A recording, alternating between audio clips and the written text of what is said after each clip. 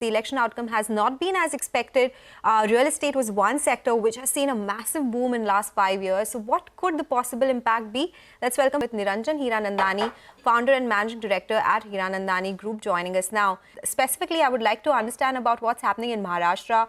We do have that big infrastructure push that we are talking about just in Mumbai, around $70 billion worth of infrastructure projects, which could have been very positive for realty space as well. Do you think with the changes that we are seeing, there could be some impact going forward in the realty space in Mumbai and the other metros as well? I am very positive and proactive as the future is concerned. We are very fortunate as far as Maharashtra is concerned. Both the political parties, both in terms of the government that is there today, as well as the other parties who are a part of the government process and have stood for elections, all are proactive as far as the infrastructure is concerned in the state. I would look at Mr. Uddhav Thackeray, Mr. Sharad Pawar, being part of the opposition in that sense of the term in the state, as well as the government certainly is proactive in terms of the infrastructure. And both of them have earlier been as part of the infrastructure growth commitment which was there when they were running the government as it is. So I don't think as far as the infrastructure is concerned in Maharashtra that we are going to have any difficulty in spite of the division which has taken place.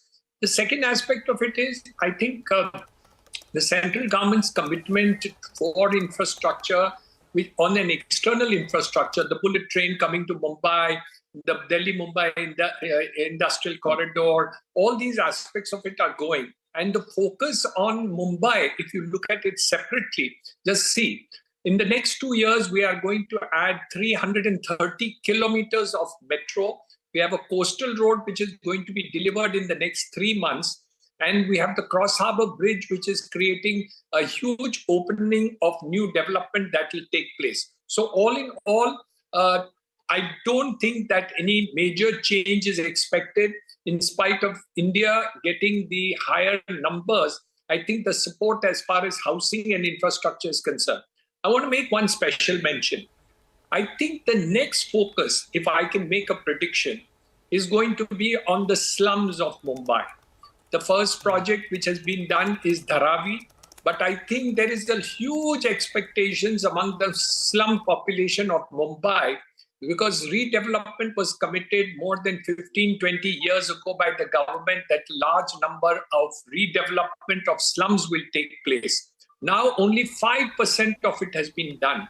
So I think any government that is proposing to be there as far as next state elections of Maharashtra will give a huge commitment as far as slums redevelopment is concerned.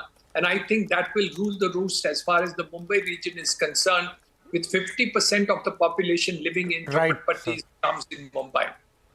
Right, sir.